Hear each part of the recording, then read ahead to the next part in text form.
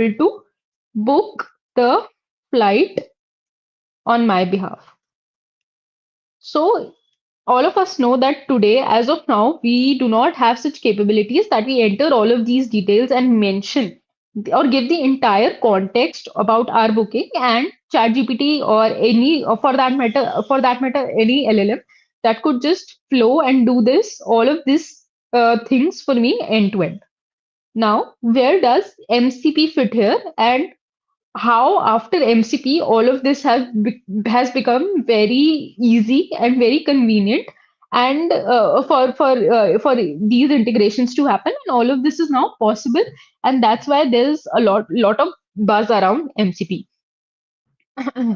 Now, what does MCP do? MCP actually connects these LLM models or Chat GPT with external interfaces. So it connects LLMs or LLMs with external applications to be able to take actions on the user's behalf. So how has this become possible or convenient after MCP or after Model Context Protocol? So first, let's go back in the history and let's see when we were using when we were trying for two applications to interact amongst itself. What were the problems that we faced, and how did or what solution did we propose for that problems to get solved? So, for example, today if you talk about book my trip, sorry, make my trip, or if you talk about Expedia, or if you talk about any intermediary that is there in the picture that fetches all the relevant flights for you and shows you the prices of each flight so that you can make the required or make the correct selection for yourself. So if you know Make My Trip or Expedia, of course, they do not run any flights, they do not own any flights, and they are not the ones who are scheduling any flights. It is ultimately Indigo, Air India, Emirates, or multiple flight companies that are actually the ones that are scheduling flights, or that have all of these flights that they offer to the customers. Make My Trip and Expedia, what do? They actually accumulate all of this data from all of these like flight companies. It accumulates all of that data. It shows you so that you can make the rightful selection.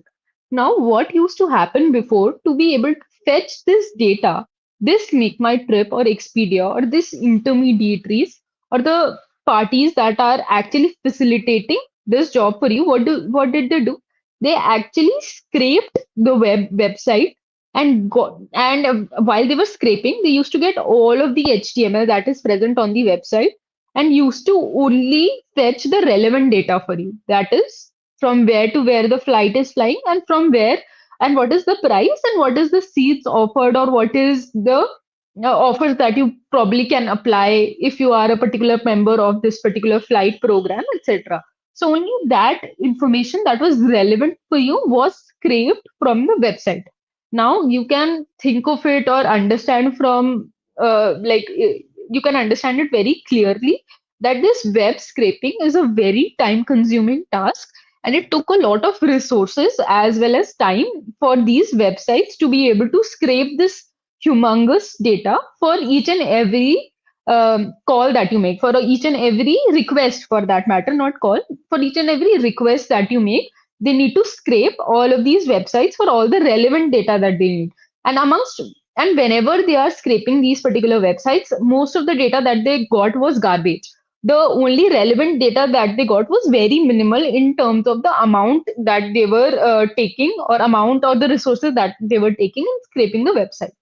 Now, how did they solve this problem? Their major concern was in minimal time, with privacy and with all of the authentications in pipeline. What do we want is in minimal time we want the maximum output, that is the maximum relevant data that is present from that particular company I need that particular data, and I do not need to do it in such huge amount of time or with such huge amount of resources. So what did they do? At this time, there was an intervention of APIs. So applications actually interacted between each other using APIs. So what did it do in API? As I'm pretty sure that each one of us must have used API in some or the other form. So if you're a student and you're yet to enter the industry, I'm pretty sure this is the bread and butter of development, and everybody has to work or use APIs. So what did these APIs do? These APIs expected a request body from clients like Make My Trip or Expedia. They expected a request. So it worked on client server architecture. So it expected a request from the client, that is Make My Trip or Expedia. And in that request, there are some basic inputs that are necessary. Depends on the how the architecture of the API is and how it is written. So it requested for those request params or request inputs. And once those request inputs are fulfilled or shared in the correct manner with the server, that is ultimately the company's website. So then it used to fetch all of that particular data that the API's contract tells the API to. That is, for example, list all the websites. So list all the flights. So in that list all the flights, there is a param from and where and price, etc. So if all of those filters, etc., is present, then in that case, all of the flights that suffice that these particular requests or these particular conditions used to get fetched from the server from the database of these particular companies that are actually running these flights, and these were shared by Make My Trip or Expedia. So this is how Expedia or Make My Trip, or initially when two external applications are trying to interact with each other, used to interact. So this is uh, if I was able to explain it in the correct manner, and if I was able to explain you the idea, some or the other way, you will try and understand this is what we are trying to do with our AI models as well. So today, if today my request is to want Chat GPT to book or perform, like book a flight for me end to end. So it has to do it end to end. So what does it require? ChatGPT itself does not run any flights or schedule any flights. It's not the owner of a flight company. It is now ChatGPT's duty to actually fetch all of this relevant data for me, they accommodate all my requests. Once it has accommodated all my requests and I give a heads up that this is the relevant flight and I see this is fine for me, please book it for me. Don't just share the data. Uh, don't just share the relevant information. I want you to take an action on this particular task, or this particular data that you have shared. I want you to do something or take a particular action on my behalf in that case, or in this entire picture, and interaction with an external application comes into play wherein MCP is required. Now, let's understand this end to end from an LLM's perspective as to how can ChatGPT or Claude or any LLM can interact with an external application, and how MCP has made it easier for these applications to interact. So today, for example, if Expedia is ready, that okay, I can share all of this relevant information with you and I do not have any problem, please take this information. So now there are multiple LLMs, that is ChatGPT, Claude, DeepSeek, or even more that are coming into picture, Gemini, etc. That are keep that keep coming, and each and every LLM would want to interact or would want to plug in to this particular interface. So they would want key okay, Expedia, you have, or Make My Trip, you have allowed us to share the data. Now it's our duty to be able to get this data from your particular website, or for that matter, even Expedia would have to create an interface, or basically have to build something in the middle so that each and every LLM could connect to it. Now this was not agnostic. Now this was not something that it could build for once and every LLM could plug into it.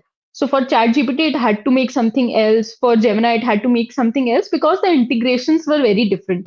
There was no set of rules, there was no protocol through which you can just create one particular layer and you can just plug yourself in. Like if your ChatGPT, like if Expedia today has made this particular layer, now it's just ChatGPT's duty to just plug into it and then they can extract this data. So there was nothing like this before. Now, after the intervention of MCP, that is, again, I would highlight uh, on the full form of MCP so that you understand this better. Now, this is Model Context Protocol. Now, for model, we mean all the LLMs, all the LLM models. So, for all the LLM models, this is a context sharing.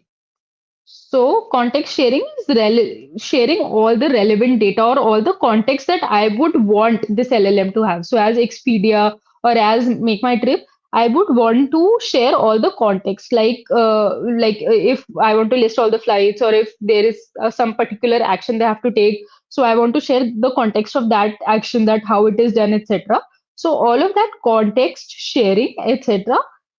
For that, it is a protocol, or let's say a set of rules.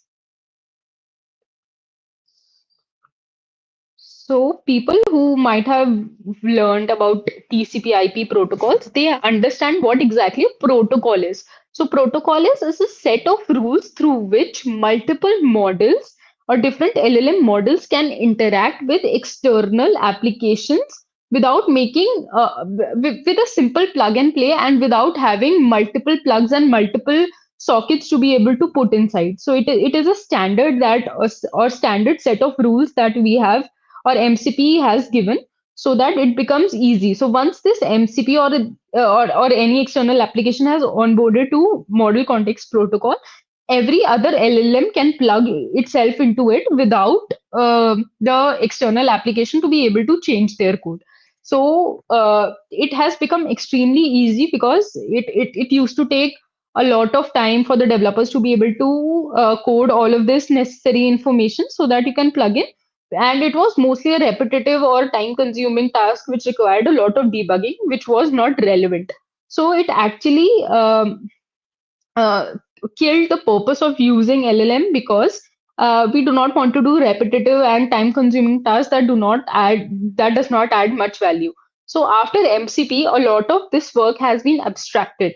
So if you're onboarded to MCP, MCP does the job of how it should model or what set of rules it is required for it to connect. All of this data is abstracted from you. You just have to follow what are the instructions to be able to create an MCP server at the external applications end, and the basically the LLMs, the ChatGPT, Gemini, they just have to create an MCP client to be able to connect to the MCP server and then interact and use the relevant information.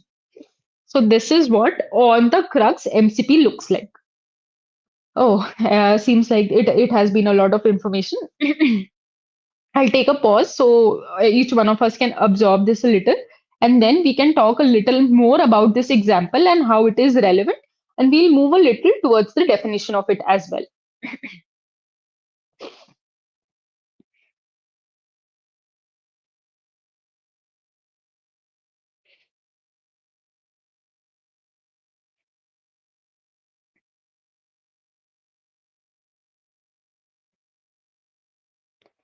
Yeah, so let's get back. I hope I've given some time and some rest to myself also and some rest to you to be able to absorb a lot of information that I have shared.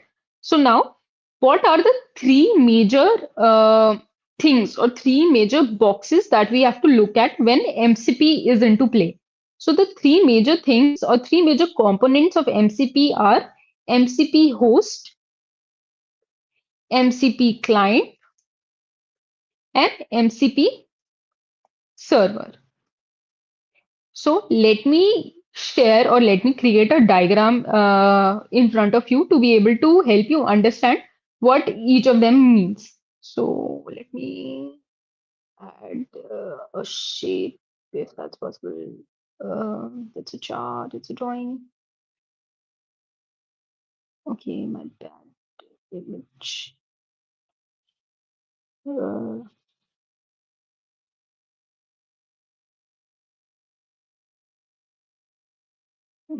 okay, I think I'm not pretty sure as to how can I add a box. Mm, building blocks, view mode. I don't think I'll get drawing from drive, chart, column, lines by sheet. Okay, I'm not sure. Okay, so I think let me try and attribute it or use it in this particular manner so that I can help you here itself. So, so this is an MCP host, and this MCP host has multiple MCP clients. So let me first create a diagram so that I can share this better. Yeah, so once I've created this, let me help you understand this better. So these are the MCP clients and these are the MCP servers. Yeah,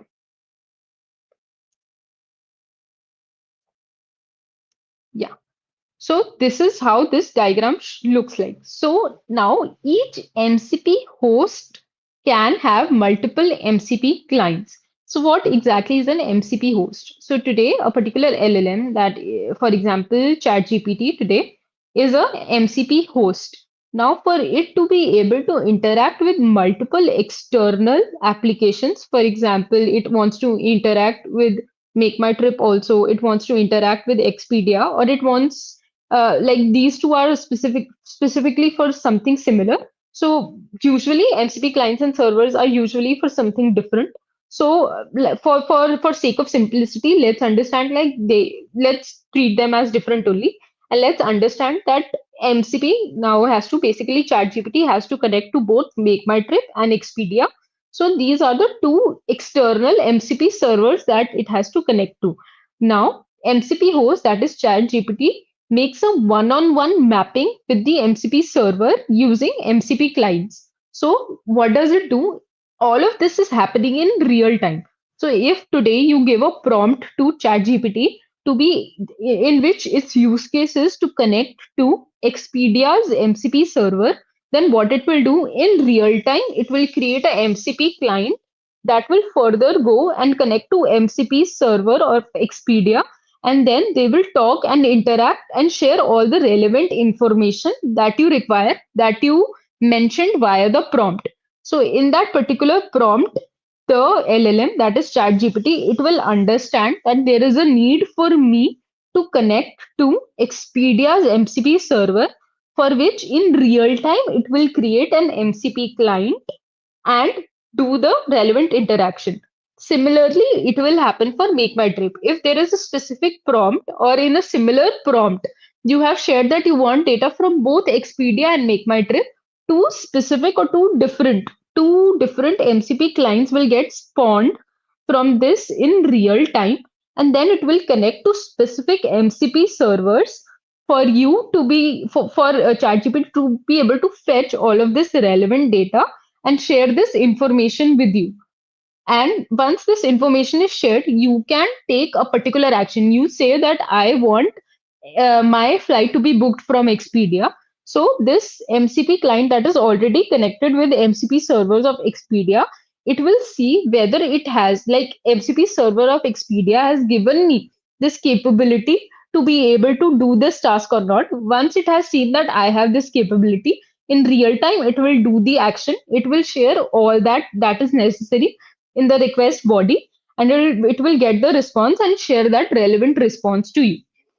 So this entire flow is has become extremely seamless, and you as a user just have to type in natural language to be able to do this particular task. You do not need to. There's no. It you can see it in a different light also, because since there is no UI, there's no web. There's nothing of dark pattern, etc., that is present on the web application that might like make your decision hasty. So all of this is very transparent. You just have to type in your natural language what you want, and in your natural language you can explain to ChatGPT. It's like having a companion with you that does all of this job end to end and shares all of the relevant information. So this is how the end-to-end flow looks like, and it has become extremely easy for every person to be able to use use it when it comes to a user coming and doing a job end to end. So there's no interaction within buttons, UI, or you do not have to go through multiple sites and see and explore as to what is the best for you. Amongst all this, I have shared that there is a lot of job or there's a lot of work that is done by MCP servers. So MCP servers, when they are interacting,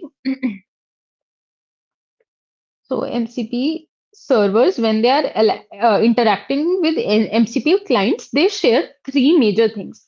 So the first and the foremost thing is tools. So in this tools, what do they share? They share the actions or any actions that or actions or for that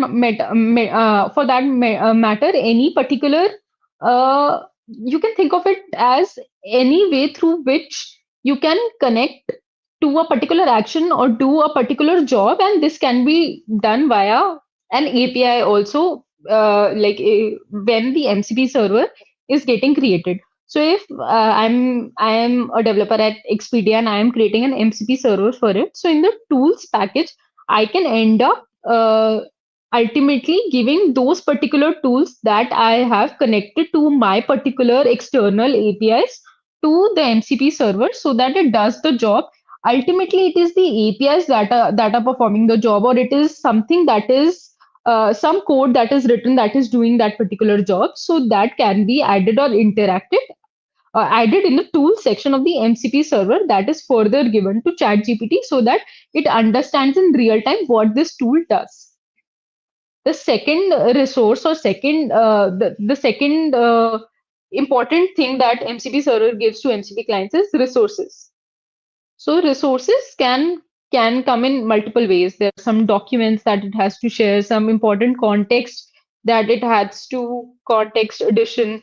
There is any important resource that you have to share that probably is necessary for like LLM or large language model to understand, to have a little more context as to how to use that particular thing.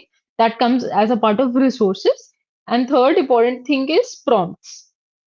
So it can also share any specific prompts that it requires LLM to know, or it would want LLM to integrate into its system. So all of these things are getting shared as part of MCP servers, and all of this is happening in real time. So if tomorrow your MCP server adds new things in tools or new things in resources, there is nothing that gets broken. The LLM understands in real time what are the new things that you have to offer, unlike APIs. Like if you change the contract, if you change the request, if you change the response, it's likely to break if the contract is not uh, if both the parties do not agree to the contract. But that does not happen in case of MCP. So it's all of this is happening dynamically and in real time, and no matter what amount of changes you are making in tools or actions or something that you used to do early, if you break that particular contract, for example, now in list flights you are sharing, even hotels also, which is an anomaly, but you end up sharing, you wanted to share. Even in that case also, it will understand, LLM will understand and will end up or will try to filter out flights on like in real time, and it does not has to ensure that you are actually adhering to the contract. But at the same time, for some particular action that is done on your website and you are giving that particular API, that you have to maintain, that contract is necessary because it is not given end to end to the LLM. So all of these things separates or makes it different from an API, but it has a lot extra or lot smarter capabilities than just plugging in an API that used to happen before. Now it helps understand, or it takes or encounters a lot of nuance of natural language, and there are no technical like it even if there are a lot of technical stuff present, it tries to make it very simple for the user, and it tries to make it simpler in terms of the language that question has been asked. So this has become uh, this has made the journey life of the user very very very easy, because the journey entirely has become extremely seamless. So this is all that I had in mind that I wanted to share when it comes to MCP. I would also want to share the very amazing documents that I read as part of this session.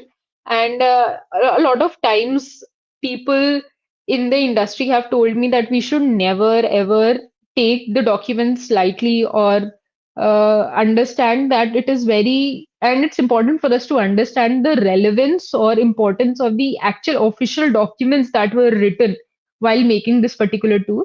So I would again suggest all of you to go through the documents. If not documents, I think after this session, even the diagrams will add a lot of value and will help you understand what all I said.